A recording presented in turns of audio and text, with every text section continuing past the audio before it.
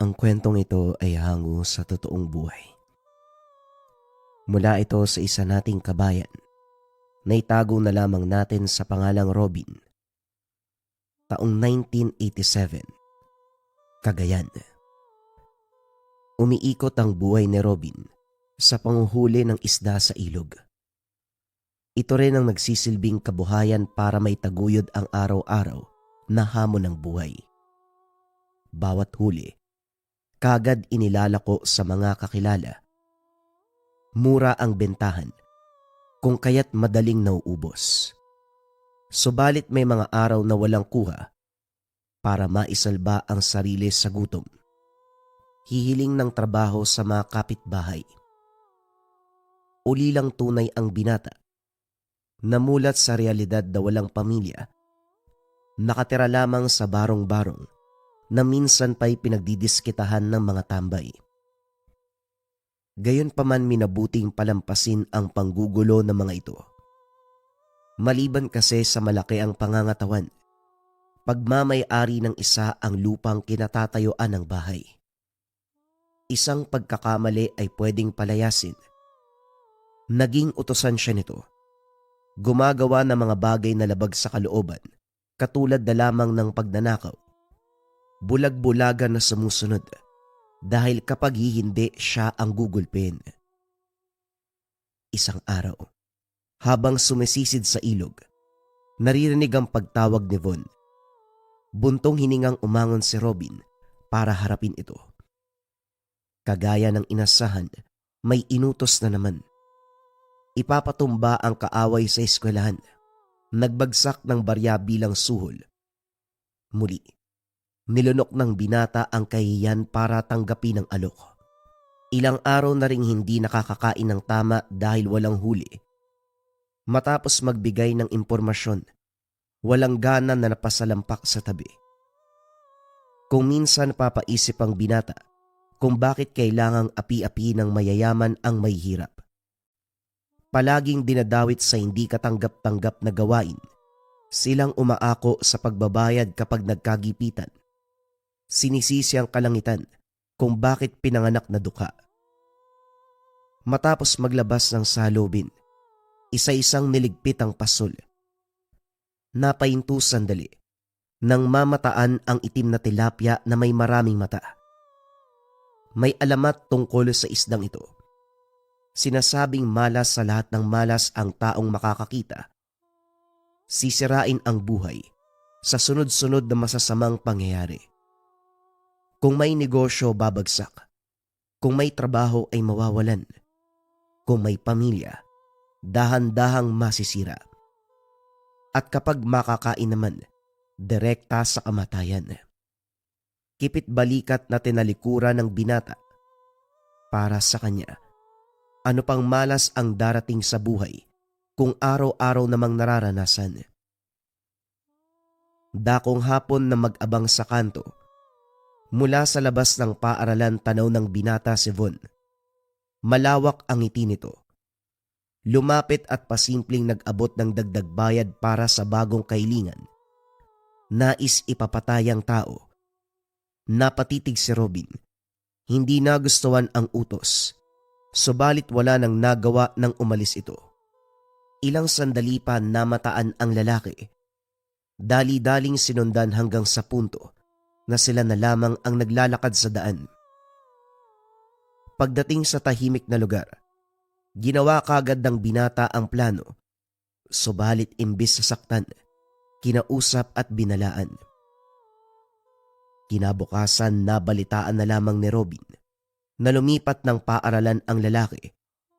Nakahinga ng gumana ang plano. Kaso nga lang siya ang binalikan ni Von. Habang natutulog, pumasok ang grupo ng kalalakian. Binugbog ng binugbog. Iniwang nanghihina. Ilang araw ang lumipas bago nakabawi ng lakas. Hindi pa gaanong magaling ang pasa. Bumalik ang mga ito at muli siyang ginulpi. Winasak pa ang barong-barong. Walang nagawa ang binata kung hindi magalit ng palihim. Sinisisi ang sarili dahil piniling maging utos-utosan nito. Ngayon na pumalpak, hindi lang isang beses pinagbayaran. At upang makalayo sa paningin ni Von, lumipat ng tirahan, nagtungo sa liblib na bahagi ng gubat at doon nagtayo ng barong-barong. Malapit ito sa ilog, kung kaya't pabor sa pangingisda. Dahil malayo sa gulo, naging payapa ang pamumuhay ng binata. Tutok sa panguhuli, napansin na tuwing lulusong sa ilog, lilitaw ang itim na tilapyang may maraming mata. Aaligid, iikot sa kanya. Hindi pwedeng kainin kaya hinahayaan. Bukod pa rito, napapansin ni Robin, marami ang nauhuli kapag nasa paligid ang isdang ito. Dahil dyan, nagbago ang tingin. Kung malas ituring ng iba, para sa kanya ay swerte. Nagsimulang makaipon ng binata, dahan-dahang naging pulido ang tahanan matapos makabenta ng maramihan. Maging ang mga suki sa bayan, nagtataka kung ano ang pamamaraan para makahuli ng ganong karami. Tatawa lamang si Robin. Hindi kailanman binanggit ang itim na tilapia dahil paniguradong may masamang masasabi ang mga tao. Habang lumilipas ang araw, hindi lang sa pangingisda nakatutok, humantong sa punto na muling naglipana ang mga aswang. Ilang beses nakarinig ng ingay, ilang ulit nasipat sa kadiliman ng gabi. Minsan pa, nagiiwan ng bakas sa paligid. Umabot sa punto na nilalamon ng takot ang binata sa presensya ng halimaw. Sa kalagitnaan ng pagsisid, may humiyaw mula sa kung saan. Nagmamadali sa pag-ahon, pero muling inilublob ang sarili sa tubig matapos masipat ang figura ng aswang. Pigil ang hininga. Nag-abot ang kaba at takot. Habang nasa ilalim, namamataan sa itaas ang anino ng halimaw. Hindi maintindihan ni Robin kung bakit nagpapakita ito, gayong tanghali pa naman. Masyado pang mataas ang sikat ng araw. Gayon pa man tinanggal sa isipan dahil unti-unting lumapit sa kinalalagyan ang nilalang. Kinilabutan sa pinapakawalan nitong ingay. Sa tinagal sa ilalim, namanhid ang katawan ng binata. Dumudulas ang paa sa inaapakang bato. Hindi sinasadyang makalikha ng ingay.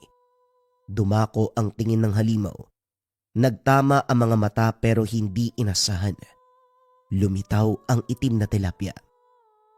Palangoy-langoy hanggang sa lumabo ang tubig, dahilan para matabunan ang presensya niya sa ilalim. Hindi nagtagal, dahan-dahang umalis ang halimaw. Sa paglipas ng sandali, hingal na umahon ang binata nang masigurong wala na ang aswang. Nagmamadali sa pag-uwi. Sa tahanan ay hindi mapakali. Nakaligtas man sa nilalang pero nahulog sa malalim na pag-iisip sa ginawa ng tilapia na parabang nauunawaan nito ang sitwasyon. Kumilos siya para sumaklolo. Binabagabag sa ideyang ito kung kaya't nang tumahimik ang paligid, walang bakas ng aswang, pumunta siya sa ilog. Sa hindi inasahan, lumitaw kagad ang tilapia at ang nakapwestong mga pasol ay may kanya-kanyang huling isda. Inabot ni Robin ang tilapia. Maingat na hinagod ang ulo. Kagad umiwas dahil naglabas ng malakuryenteng pakiramdam. Pagkatapos nun, lumangoy ito palayo. Kinuha na lang din ang mga huling isda at saka umuwi.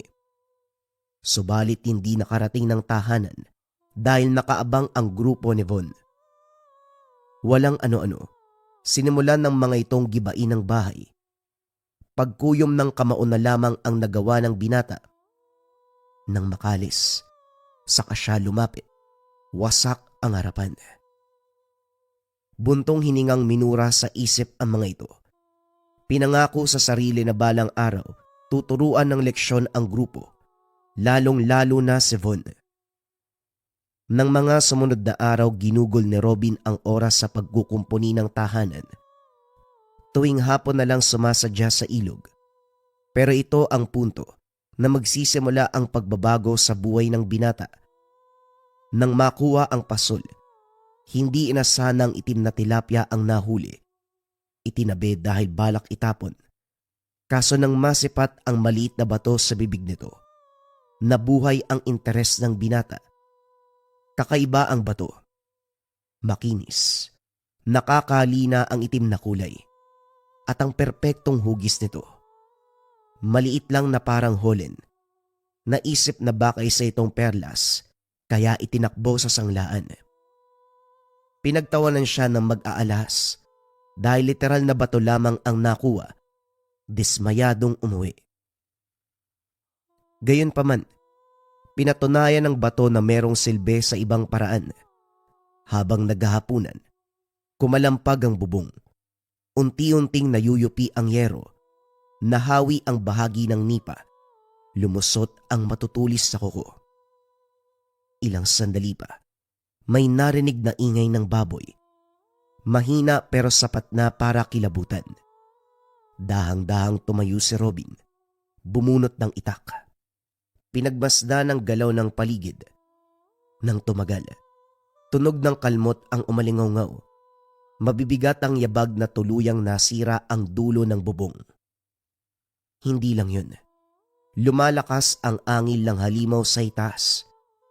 Nanatiling tahimik si Robin hanggang sa may humawak sa braso. Sinundan ng matinding hapde. Pagtingin sa bintana, nakausli ang ulo ng aswang. Sinubukang tagain pero hindi nakaabot. Umalis ito. Natatakot si Robin sa kahihinatnan ng kondisyon. Mahaba ang sugat ng kalmot at malalim. Pinagpawisan. Nanginginig. Hindi makapag-isip ng maayos. Pasuray-suray na nagtungo sa kusina. Lumalabo ang paningin kung kaya't hindi napansin kung ano ang nilagok na tubig. Pagkatapos nun ay nawalan ng malay. Umaga ng magising. Matindi ang kirot ng sugat. Pero kahit papano hindi nagdurugo.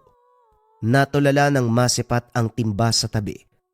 Nasusuka dahil ang tubig doon ay mula sa ilog at matagal nang pinagbabara ng tilapyang patay. Umaalingaso pa ang amoy. Gayunpaman nawala ang pandidiri nang makita ang sitwasyon ng tahanan. Wasak ang bahagi ng bubong maging ng bintana. Pagkatapos ng dagdag pahinga, dahang-dahang nagkumpuni. Hindi na malayan ang paglipas ng oras. Tumigil nang mapansin ang kadiliman ng paligid. Nagtirik ng solo sa bakuran, naupo sa tabi.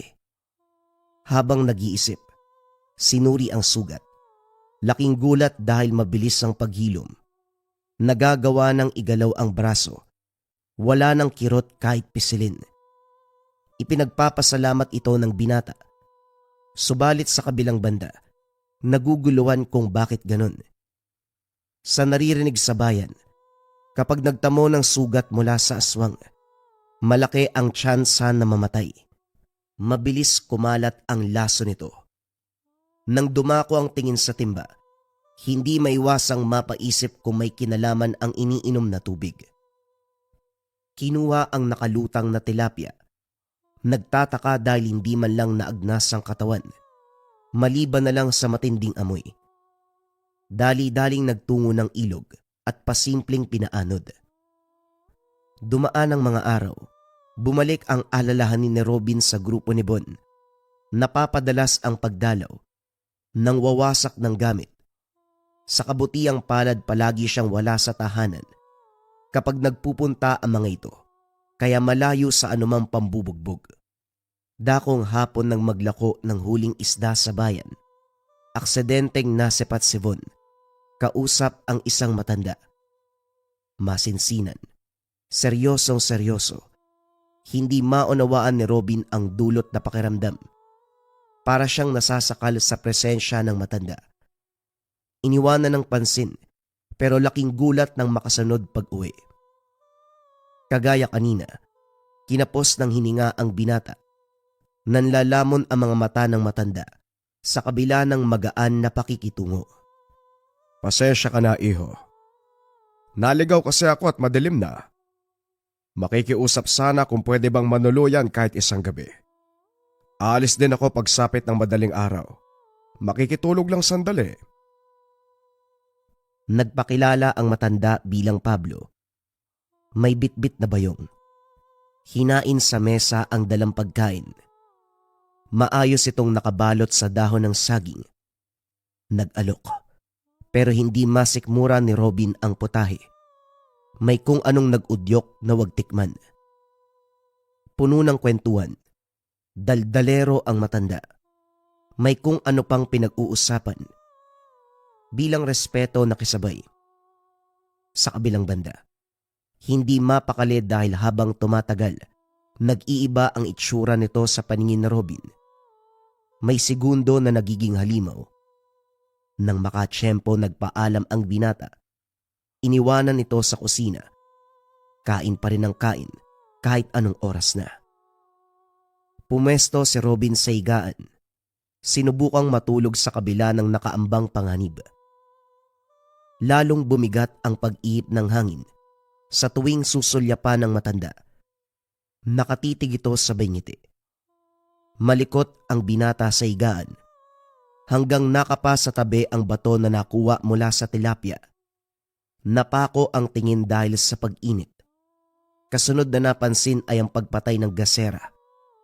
Pag-angil, ingay ng kawayang sahig sa bawat apak at presensya sa likuran. Humugot ng hininga ang binata. Pagkuway humarap. Bumungad ang muka ng aswang. Napigilan ang mga kuko na handa na sa pagkalmot. Hindi malaman ni Robin kung saan humugot ng tapang. Natagpuan na lamang ang sarili, nakikipaglaban sa aswang. Bumunot ng itak. Tinaga ng tinaga. Hinabol hanggang sa labas. Hindi man nakitang bumulagta. Sigurado ang binata na napuruan nito. Pagkatapos nun, hindi makatulog. Magdamag na patitig sa itim na bato. Samot-saring ideya ang pumasok sa isipan. Sa sobrang tutok, hindi na malayan ang pagdating ng grupo ni Von. Hindi siya nakatakas sa mga ito. Saudyat kumilos para manggulpi. Subalit wala ni isang kamao ang dumako kay Robin. Nakakailag, nakakaganti pa. Doble ang tinamo ng grupo. Maging si Von ay nagulat sa bigla ang tapang ng binata. Pasuray-suray na naglakad ang mga ito papalayo. Pero si Von, nagbitiw ng salita na babalik balang araw. Hindi alintana ni Robin ang banta dahil nakatuon ang isipan sa pagproseso ng lahat. Nagawang labanan ang aswang. Tinapatan ng grupo ni Von. Lahat nangyari habang hawak-hawak ang itim na bato. Sa labis sa pag-iisip, sumagi ang narinig na usapan sa pagitan ng manginginom doon sa bayan tungkol sa mutya. Maswerte ang taong may tangan. Pwedeng makuha kahit saan ang mutya. Sa hayop, sa kidlat, sa kulog at sa halaman. Lahat ng ito ay biyaya ng kalikasan na nagtataglay ng pambihirang kakayahan na maaaring tumapat sa anumang nilalang. Kagaya ng aswang, taong may masamang balak sa kapwa, mga elemento tulad ng engkanto, diablo at iba pa. May iilan na hindi kailangan dasalan dahil direktang nakakonekta sa intensyon ng nagtatangan. Dahil dito, tuwang-tuwa si Robin nang mapagtanto ang hawak. Gayunpaman hindi lumaki ang ulo. Wala sa bokabularyo ang magyabang. Sa halip iningatan na hindi malaman ng iba. Magmula ng araw na yon, hindi lang sa panguhuli ng isda umiikot ang buhay ni Robin. Tinuruan ang sarili kung paanong makipaglaban gamit ang patalim. Ginawang kaensayo ang mga puno sa gubat. Maging ang pangangaso, pinasok para masubok ang bilis at talas ng mga mata. Makaraan ang buwan na matyagang pagsasanay, naramdaman na handa na ang katawan kung sakaling maghahamon ang anumang banta. Isang araw nagtungo ng bayan para ipagbili ang huling isda. Marami ang nakuha. Matumal ang bentahan kaya napabuntong hininga na lamang si Robin. Hindi nagtagal lumapit si Bon. Nag-alok na bibilhin lahat ng paninda basta tatalima sa ipapagawa. Inilatag ang limpak-limpak na pera sa harapan. Hindi mo na ako mabibili ng pera, kaya pwede ka nang umalis. Humaharang ka sa mga suki ko. Wika ni Robin. Pasalamat ka, kinalimutan ko na ang ginawa mo dati. Bayad ka, pero hindi mo ginawa ang trabaho. Tinulungan mo pang tumakas ang sanay ipapapatay ko. Akin na ang mga isda. Gawin mo ang pinapatrabaho ko. Subukan mong pumalya. Wala kang aabutang tirahan. May mga tauhan ka dyan, di ba? Bakit hindi sila ang utusan mo? Bakit ako? Ano ang ginawa ko sa'yo para ipitin mo? Huwag nang maraming daldal. Pumunta ka sa lugar at ligpitin ang sino mang makikita mo. Wala akong pakialam kung bata, babae o matanda. Huwag ka nang magtanong. Iligpit mong mabuti. Nasanda ng tingin ni Robin ang binata. Hindi maunawaan dahil iba ang paglapit ni Von kumpara sa mga nakaraang inkwentro. Kilala niya ang ugali nito. Gustong mang-api, subalit may ibang pinapaywatig ang mga mata na parabang may nakakubling takot. Kinagabihan nagtungo sa lugar na inutos nito. Tahimik ang paligid. Iilan lamang ang bahay. Nang sulyapan ng bato, nagbigay senyales ito. Naging alerto ang binata. Nagmatsyag muna. Makaraan ng ilang sandali, natanaw ni Robin ang matandang pinatuloy nung araw. 10 oras na ng gabi, pero hindi ang paglalakwatsa nito ang pumukaw ng pansin, kundi ang bitbit nitong karne. Malayo man, malinaw na hindi mula sa anumang hayop. Maingat na lumapit ang binata at mula sa bintana, nakita ang isa pang babae at bata. Nang ilapag ng matanda ang karne, walang pagdadalawang isip, nginat-ngat kahit hilaw. Ang laman ng galon ay isahang lagok. Batay sa mansya na dumikit sa bibig ay dugo. Pagkatapos ito umangil na parang mabangis na hayop. Tumagal ang eksenang ito ng ilang sandali. Natahimik din. Pinatay ang ilaw. Katahimikan ang sumunod na namayani. Sa puntong ito, naguguluhan si Robin kung ano talaga ang rason ni Bon para mag-utos na ipapatay ang matanda. Gayong magkasundo ang mga ito nung araw para hamakin siya. Imbis na tumuloy, umatras ang binata.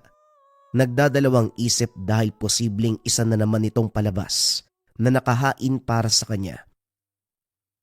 Habang naghihintay na makahuli ng isda, napalingon si Robin sa tahanan. Kinakalampag ni Von ang pinto hanggang sa masira. Nang makalapit, sunod-sunod na nagpakawala ng suntok. Galit na galit, lumuluha at nagwawala. Ang sumunod na sinabi nito ang pumukaw sa binata. Sa kapalpakan mo, namatay ang nanay ko. Binayaran kita para iligpit si Mang Pablo, pero anong ginawa mo? Hindi ka sumunod sa napag-usapan. Pinaglalamayan na ang nanay ko. Nung una hindi makuha ni Robin ang ibig sabihin, pero nang maalala ang bitbit na karne ni Mang Pablo, namanhid ang katawan ng binata. Diretsyang ikwinento ni Von na natagpo ang patay ang ina nito sa bahay bakasyunan sa kabilang bayan. Karumal-dumal ang inabot. Nawawala ang ibang parte. Bago mangyari bumisita si Mang Pablo para magbigay babala. Hindi inasahang seseryosoy ng matanda hanggang sa nakaabot ang balita. Nakaupo ang dalawa sa bakuran. Humihikbi si Bon. Si Robin naman binabalikan sa isip ang kaganapan kagabi. Sumasagi ang maraming sana na sana pinatay na lamang si Mang Pablo. Buhay pa sana ang ina ni Von. Nang makapagpasya, nagbitiw ng salita ang binata. Gagawin ko. Ako mismo ang papatay sa matandang yon para sa nanay mo. Pero may tanong muna ako. Hindi ba kinausap mo siya para ligpitin ako? Anong nangyari? Bakit kayong dalawang magkaaway ngayon? Sinisisi niya ako sa ginawa mo eh. May tangan ka raw, kaya nagawa mo siyang sugatan. Ewan, ang sabi maluba eh, pero hanggang ngayon buhay pa naman siya. Malaki ang peklat sa dibdib eh. Ano ba ang tangan? Nagtatanong ako sa bayan gamit daw na pwedeng makapatay ng aswang. Huli na rin ang malaman kong halimaw pala yun eh. Nung lumapit sa akin, akala ko mangmang lang. Kung meron ka ibig sabihin mapapatay mo siya, gawin mo Robin. Siguraduhin mong hindi nasisikatan ng araw ang matandang yun. Hayop siya. Natahimik si Robin. Naunawaan ang galit ni Von. Sa puntong ito nagkasundo ang dalawa at ang dating alitan ay napalitan ng pagkakaibigan. Sabay na pinuntahan ang tahanan ni Mang Pablo, kaso walang senyales na may tao sa bahay. Ang iilang bahay sa paligid ay bakante, walang nakatira. Ilang ulit bumalik subalit hindi naabutan. Nag-abang magdamag pero wala talaga. Umabot sa punto, napagod na sa kakahintay. Bumalik sa pangingisda si Robin. Bumibisita naman si Bon para magdala ng pagkain at inumin. Hindi na malayan na unti-unting nagkamabutihan. Laman ng usapan ng plano para kay Mang Pablo. Bawat salita ni Bon, mababakas ang galit at sakit ng pagkawala ng magulang. Dito humugot ng lakas si Robin para sa paniningil sa aswang. Lumipas ang linggo. Sa kabutiang palad na hanap din ang kinaroroonan ni Mang Pablo. Hindi maperme sa iisang lugar dahil sa katauang aswang. Kasama nito ang mag-ina. Nanirahan sa abandonadong bahay na masyado nang malayo sa kabiasnan. At dahil walang katao-tao sa lugar, dire-diretso ang pagpasok ni Robin. Nakahanda ang itak at mutya. Ngunit laking gulat dahil walang naabutan sa loob. Sa angmang sulok ay walang magilap. Pagsilip sa bintana, natanaw ang mga ito. Nagmamadali sa pagtakas. Hindi nahabol. Naglaho sa gitna ng kagubatan. Pagbalik ng tahanan, dismayado si Bon sa balita. Alam yata na tinutugis natin, kaya nakatakas ka agad. Gamitin mo ang pera na meron ka. Ipahanap mo. Tapos ako nang bahala sa susunod na akbang. Tinakasan ka nga eh. Magagawa mo pa kaya? Von, sinisisi ko ang sarili sa pagkamatay ng nanay mo dahil hindi ko nagawa ang trabaho. Ngayon makinig ka sa akin. Ipahanap mo ang pamilya ni Mang Pablo at ako ang bahala sa pagligpit. Nagbitiw ako ng salita. Asahan mong mangyayari ang dapat mangyari. Huli na to, Robin. Isang palpak pa, ipapakulong kita. Pwede kong gawa ng peking ebidensya para ituro ka bilang salarin. Tandaan mo yan. Hindi natinag si Robin sa banta ni Von. Buo ang loob sa muling pagkikita nila ni Mang Pablo. Tatapusin ang lahat. Nakatanggap ng impormasyon mula sa binayarang tao. Nasa Karatig Bayan ang pamilya ni Pablo. Nagmamadali sa pagpunta. Bumungad ang trahedya sa daan. Madaling araw pa lang pero marami ng tao sa labas. Sa bahagi ng kalsada, siksikan ang nakiusyoso.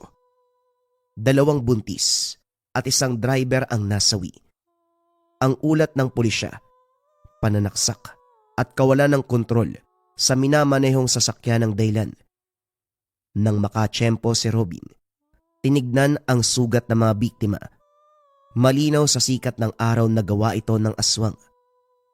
Dahil dito, ang lugar na pinaglipatan ng pamilya ni Mang Pablo, walang ibang maisip na salarin. Nagpatuloy sa paglilibot. Nagtanong-tanong pero walang nakakakilala sa matanda. Nagpasya na lamang si Robin na mag-intay sa gabi sa ideya na pwedeng sa kadiliman nagtago ang landas. Hindi nabigo dahil pagsapit ng takip silim, namataan ang asawa nitong pinagmamasdan ang paligid. tila ba may hinahanap. Sinundan. Natunton ang kinalalagyan. Sa tubaan sa tabi ng daan nag-aabang si Robin.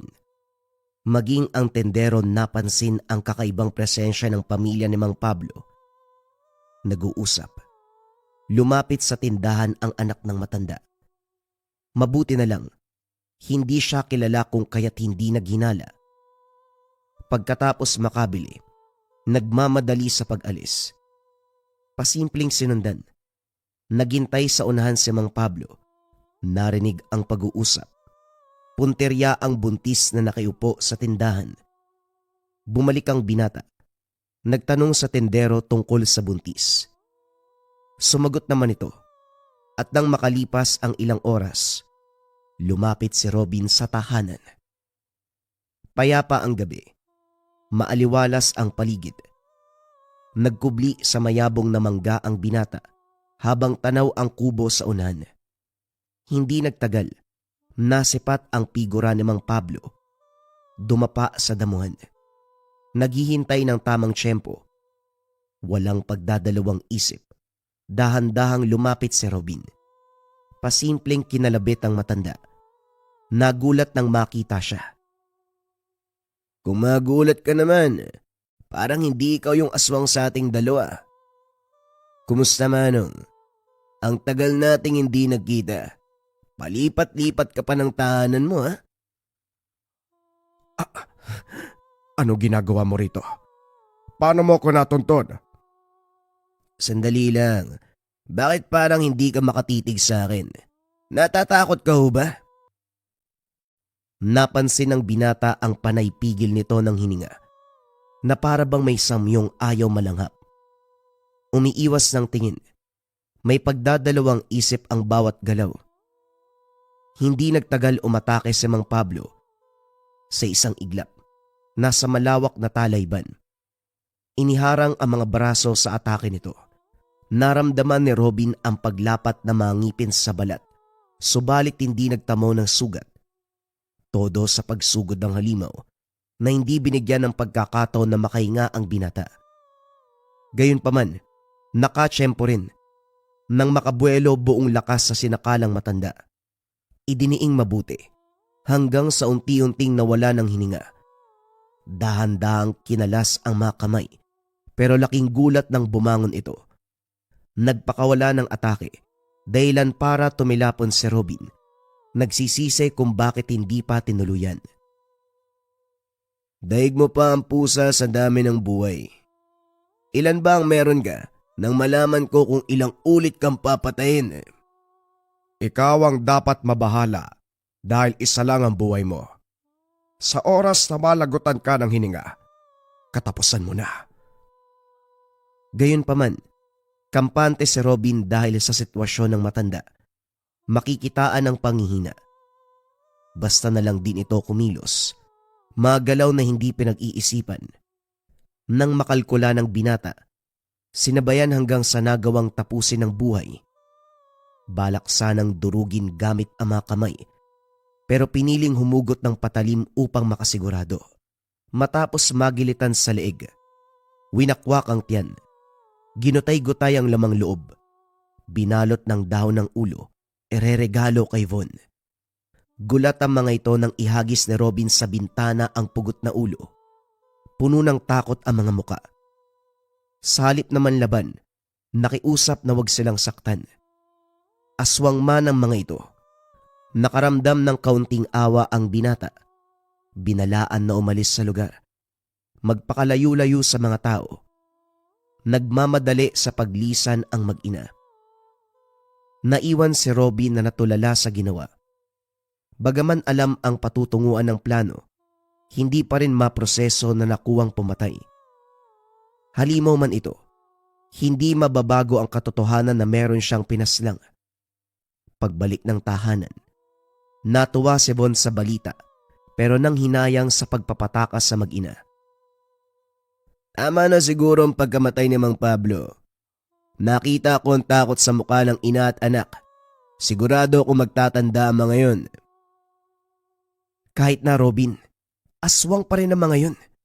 Hindi nalalayo na sa bagong lilipatan maghasik sila ng kababalagan. Pagkakataon mo na sana, pero pinatakas mo pa. Hindi ka ba nag-iisip? Si Mang Pablo lang naman ang usapan. Bakit parang gusto mong latin? Ewan ko sa'yo. Ang hilig mo talaga magsayang ng tsansa, no? Bahala ka nga. Pero salamat sa serbisyo mo. Kahit papano, nagawa mong trabaho ngayon. Napabuntong hininga si Robin. Sa katunayan naramdaman niya na para bang nabubulag sa realidad habang nakikipaglaban kay Mang Pablo. Yung bang, pakiramdam na walang dinidikta ang isipan, kundi paslangin ang karap. Hindi itinatanggi ng binata na bahagyang natakot. Hindi sanay sa patayan kung kaya't ganun. Inilabas ang mutya, laking pasasalamat sa paggabay. Sa kabila ng matagumpay na pagligpit sa halimaw, may parte kay Robin na gusto na lamang mangisda ng mangisda kaysa makipagsapalaran sa mga aswang. Sa likod ng isipan, may nakatanaw na konsensya sa ginawang pagpatay kahit halimaw ang pinaslang. Binabagabag pa rin sa ideya na meron siyang pinatay. Hindi nagtagal, naging kalmado rin.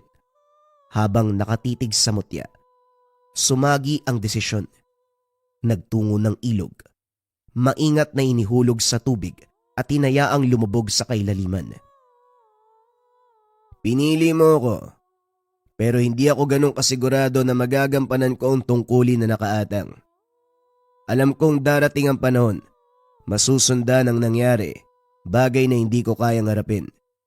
Siguro magagawa ko naman, pero baka pumalyas sa pagdadalawang isip. Hayaan mo, kapag handa na ako, babalikan kita. At sana sa araw na yon, muli mo akong piliin. Matapos ng kaganapan, yun na ang huling araw na nakasama niya ang tangan. Mas pinili ni Robin na mamuhay bilang simpleng tao, mamuhay bilang simpleng mamamayan, na hindi nabibilang sa isang malaking mundo ng kababalagan. Mga kabayan, ang susunod na kwento ay marathon. Huwag na nating patagalin pa. Simulan na ang storya. Ang kwentong ito ay hango sa totoong buhay. Mula ito sa isa nating kabayan na itago na lamang natin sa pangalang Wilma. Taong 1973. Bukidnon. Laki sa pamilyang isang kahig isang tuka. Kaya nang makakilala ng mayamang lalaki, hindi na nag-atubili si Wilma na magpakasal. Naging katawa-tawa pa dahil ilang araw pa lang sila nagkakilala, kasal na kagad. Sa munisipyo pinarehistro ang kasal na walang dumalong kaanak. Pagkatapos ito, iniwan ng pamilya para sumama sa asawa. Sa katunayan, kinasusuklaman ni Wilma ang sariling pamilya. Sino ba naman ang hindi? Kung tratuhin ka, mas mababa pa sa basura. Mahirap sila, kapos sa lahat ng aspeto, pero hindi man lang siya binigyan ng halaga bilang anak o bilang tao man lang. Mabibilang sa daliri kung ilang beses pinakitaan ng kabutihan. Madalas bugbog sarado ng ama. Pinagbubuhatan ng kamay ng ina. Tinutokso ng mga kapatid. Dahil hindi maramdaman ang pagmamahal sa mga ito. Naglayas. Namuhay sa lansangan. Nanlilimos. Hanggang sa araw na dumating si Hari. Bigla na lang dumating ang binata unang nagbigay ng perang papel kay Wilma. Nagsimula ito ng usapan hanggang nagpatuloy. Bumibisita araw-araw. Nagdadala ng damit, pagkain, nagbibigay ng pera. Umabot sa punto na rumenta ng bahay na matutulugan. Sa paglipas ng araw nagtapat ng tunay na pakay. Sinabing naghahanap ng mapapangasawa dahil gustong magkapamilya. Diretsyang inalok si Wilma, na kaagad namang pumayag. Dinala siya ni Harry sa isang probinsya Namuhay bilang mag-asawa sa malawak na sakahan. Pero kailanman, hindi nagtrabaho sa taniman dahil may mga trabahador na gumagawa nun. May katulong din sa tahanan kung kaya't wala talagang gawain ang dalaga, bagay na ikinatuwa. Trinato ng asawa na parang prinsesa. Humantong sa punto na nagdadalang tao. Masayang masaya si Hari. Dahil ito ang pinangarap magmula ng ikasal. Nagsuhol ng magbabantay at sinigurado na walang mangyayaring masama habang pinagbubuntis ang anak. Subalit ang pinagtataka ni Wilma, hindi siya pinapayagang pumunta ng ospital para ipasuri ang kalagayan. Palagi may dahilan ang asawa para hindi matuloy. Ito pa mismo ang naganap ng komadrona. Nung una ay tumutol siya dahil ang dinalang manang ay may kakaiba sa pagkatao. Madilim ang ora. Kung makatitig ay parabang may gagawing masama. Mabigat ang pakiramdam sa tuwing nasa paligid ito. Kinikilabutan siya kapag dadapo ang mga palad sa kanyang tiyan. Kakaiba din ang pamamaraan. May mga binubulong na kataga. Mahirap maintindihan dahil sa lengguwaheng ginagamit. Pero dahil sa panghihikayat ng asawa na makisama sa komadrona, wala nang nagawa si Wilma. Linggo-linggo kung dumalaw si Manang Rosario, may dalang iba't ibang uri ng maninipis na sanga at ugat. Idagdag pa ang langis na matapang ang amoy. Hindi makakareklamo si Wilma dahil ang asawa sa tabi ay ngiti ng ngiti. Walang mapagsidla ng tuwa sa ideya na malapit ng masilayan ang anak. Bago sinimula ng pagsusuri, pinapalabas lahat ng tao sa silid. May iwan ang dalaga kasama ang komadrona. Bakit sa tuwing dadalaw ako, nararamdaman ko ang takot mo? Nag-iisip ka ba ng masama kapag nandito ko? Huwag kang mag-alala. Dahil pagkatapos ng panganganak, hindi na tayo magkikita. Lumalabas lang naman ako kapag may inuuwing buntis sa mga anak ni Javier. Sisimulan ko na ang pagsusuri. Huwag kang malikot. Napalunok si Wilma. Maraming katanungan pero hindi nagawang magsalita. Nangingibabaw ang takot sa presensya ng komadrona. Nakatingala lamang ang dalaga habang dinarama ang kamay ng matanda sa tiyan. Banayad ang haplos nito. Pero hindi maiwasang kilabutan, lalo pa sa tuwing dadampi ang langis. Dinikdik na sanga, maging ang ugat. Lalong-lalo na ang pagbulong ng mga salita. Hindi naglaon. Napatiimbagang sa pagsipa ng bata sa sinapupunan. Isang beses lang ito, pero nagdulot ng pagkataranta. Iba ang kilos sa loob ng katawan na parabang mabangis na nilalang. Hindi na nakapagpigil. Inipon ng lakas para makapagsalita. Anong nangyari? Bakit parang iba yata? Ganyan talaga kapag anak ng hindi pangkaraniwan. Pagkalabas ng bata, magugulat ka na lang sa kakayahan niya. Bagay na hindi tataglayin ng ordinaryong sanggol. Lalong kinilabutan si Wilma sa tugon ng komadrona. Umalingaw-ngaw sa gilid ang halakhak nito. Matapos ang mahabang pagbigkas ng salita, maging ang paghaplos ng tiyan, tinigil ni Mang Rosario ang pagsusuri. Walang pagdadalawang isip na lumabas ng silid. Ni hindi man lang tinulungan si Wilma na mag-ayos. Inantay ko may papasok ba para umalalay sa pagbangon. Pero pagkadismaya ang bumungad kay Wilma, walang pumasok sa kwarto. Wala ring maririnig na boses sa labas. Sa oras ng hapunan, nag-iba ang pakikitungo ng asawa. Ngumingiti pero hindi umaabot sa mga mata. Nagbago ang trato. Kung dati mahal na mahal, ngayon ay parang unti-unting pinaramdam na hindi siya kailangan sa oras na mailuwalang sanggol. Hindi ito umiimik. Panay kain hanggang sa matapos. Bago tumayo, nagsalita si Wilma. Harry, anong meron? Bakit parang nanlalamig ka na? May problema ba? Sinubukang abutin ng kamay ng asawa pero umiwas ito. Wala naman. Bilisan mong kumain at matulog ka na pagkatapos. May lalakarin lang ako ngayong gabi. Mahalagang bagay para sa anak ko. Huwag mo kong antayin. Bukas pa ako babalik. Bagaman sumagot, bakas na bakas ang panlalamig. Umalis ito na hindi man lang humalik sa noo, bagay na palaging ginagawa noon. Dahil sa kilos ng asawa, dito sinampal ng katotohanan si Wilma. Aniya sa sarili, marahil ang pakay ni Harry ay ang magkaanak, hindi ang malin siya. Naunawaan ang matatamis sa salita dati, ang magalang na pagtrato. Lahat ng ito ay para lamang makuha ang loob niya. Ngayon na pinagbubuntis ang bata, nagsimulang magbago ang lahat.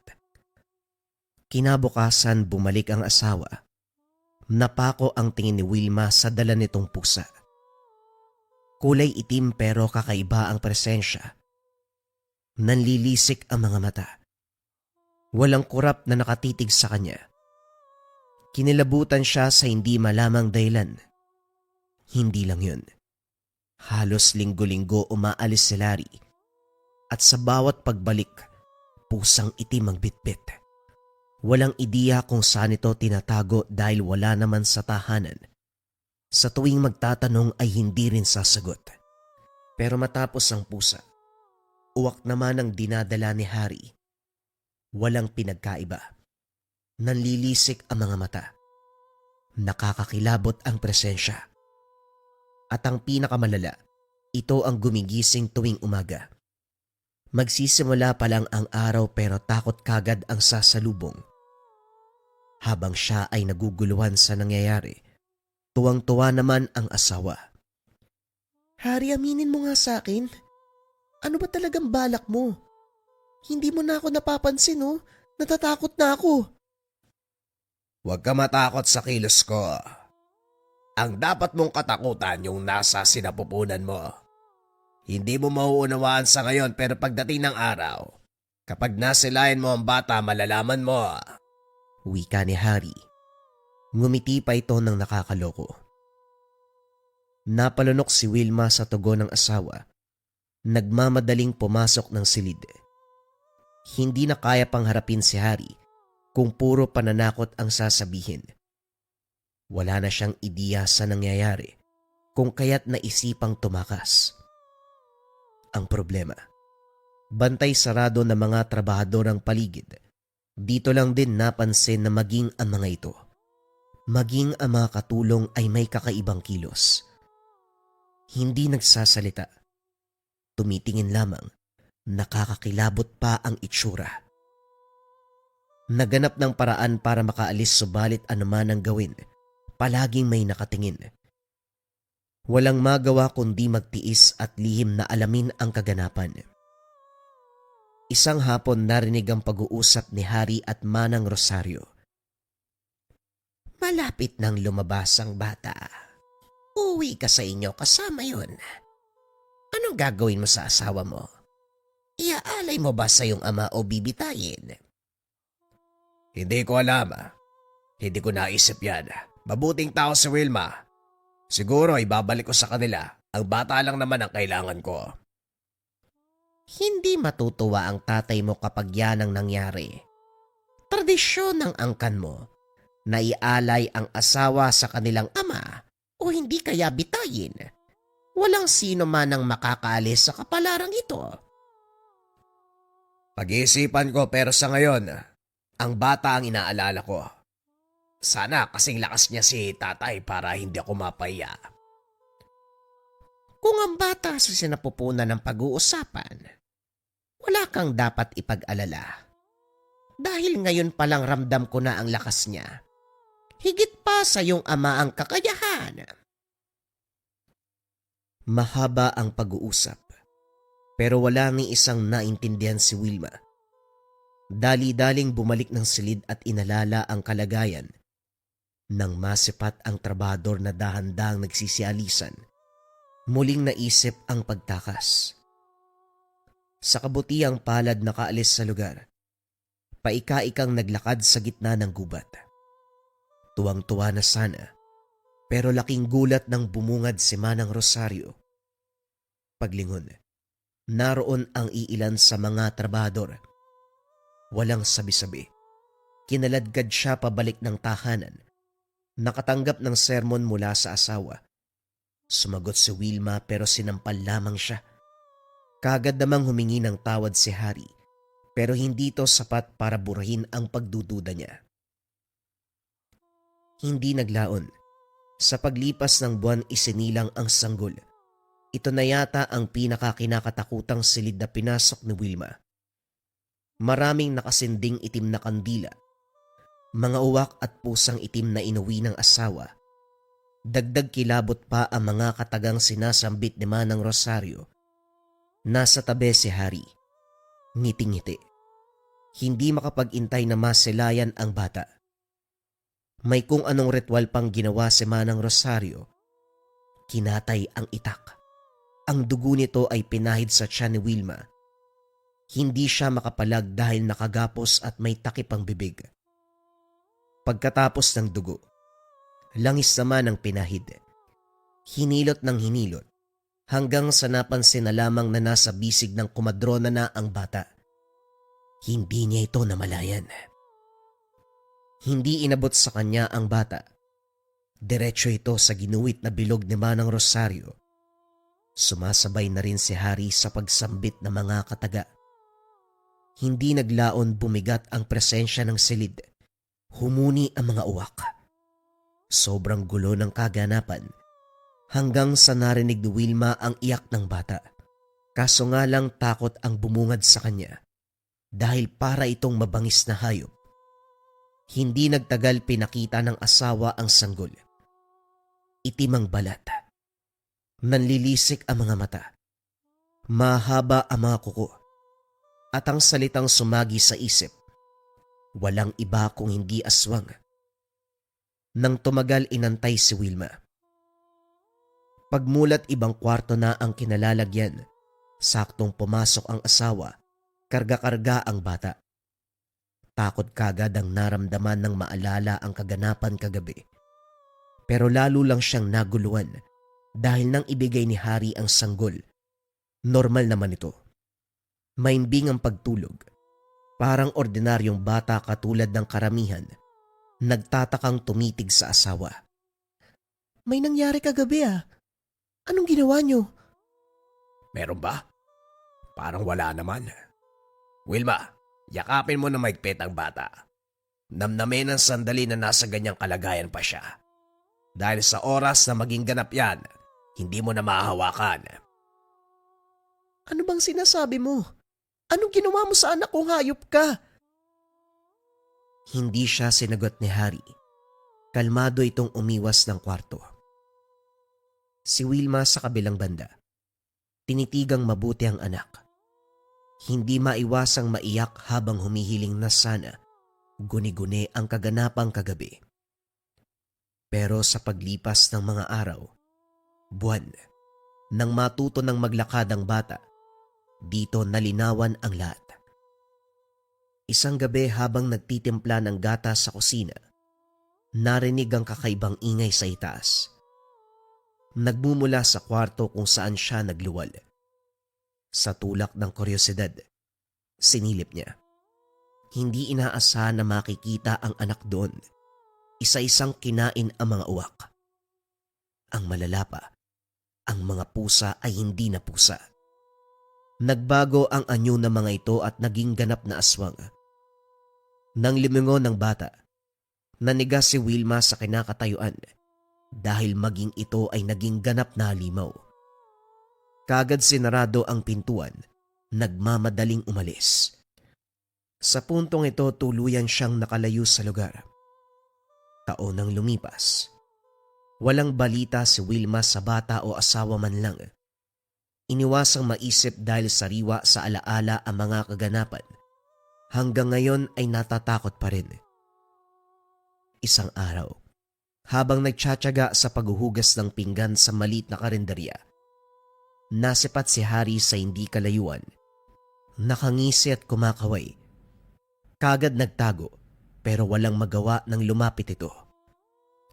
Hindi ka man lang nagpaalam. Bigla ka na lang nawala. Sa tingin mo ba tamang iwanan ng asawa at anak? Hindi mo ko matatakot, Harry. Hindi asawa at anak ang iniwan ko, kundi mga demonyo. Kung alam ko lang nahalimaw ka, sana hindi na ako sumama sa'yo. Matapos mong maramdaman ang ginhawa sa buhay, ganyan ang isusukli mo. Wala kang utang na loob. Tandaan mo, basura ka lang nang dinampot kita rito. Basura na akong basura, pero hindi ako sasama sa halimaw na katulad mo. Aswang! Hindi inasahan ni Wilma. Sa paglipas ng taon, bumalik siya sa poder ng asawa. Sa pagkakataong ito, sa tahanan ng biyanan dinala, bumungad ang nakangiti nitong ama. Gustong yumakap pero kagad nag-iwas. Dumako ang tingin sa batang nakaupo sa tabi. Kumakain ito ng hilaw na karne. Napalunok ng laway si Wilma. Lumaki ang bata sa piling ng mga halimaw. 3 taon pa lang ito, pero nararamdaman ang kasamaan sa pagkatao. Hindi niya tuloy mabilang kung ilan na ang nabiktima. Tila naman nahulaan ng biyanan ang nasa isip. Sa kabutihang palad, hindi pa ng biktima ng tao ang apo ko. Hayop pa lang ang pinagkakabalahan. Huwag kang mag-alala dahil puro hayop pa lang ang tinitikman ng bata. Sayang lang, hindi mo nasaksiyan ang mga sandaling yon. Wika ni Mang Ponce na ama ni Harry. Kaya nga ako umalis eh. Hindi ko masikmura na may kasama akong aswang sa iisang bubong. Bakit nyo ba ako pinabalik? Anong kailangan nyo? Gagawin nyo ba akong hapunan? Nagbago ang reaksyon ni Mang Ponce. Lumapit kay Harry at sinabi kung ano. Kagad kinaladkad ng asawa patungo sa isang silid upang doon ikulong. Habang nag-aantay kung ano ang mangyayari, pagsapit ng gabi dinalaw si Wilma ng sariling anak. Kumatok ng kumatok. Hindi siya sumagot. Sumilip sa ibabang siwang ng pintuan. Nakita ang 2 maliit na paa. Maririnig ang hagikgik ng bata.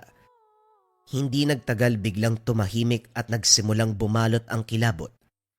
May mga yabag sa dingding, sa kisame, hanggang sa paglingon. Nasa loob ang bata nang hindi namamalayan. Ang mukha nito ay bahagyang umitim. Mapupula ang nanlilisik na mga mata. Matutulis ang mga ngipin at mga kuko. Maliit mang tignan pero mabangis. Nanginginig si Wilma pero sinubukang kumalma at kausapin ng bata. Hindi nagtagal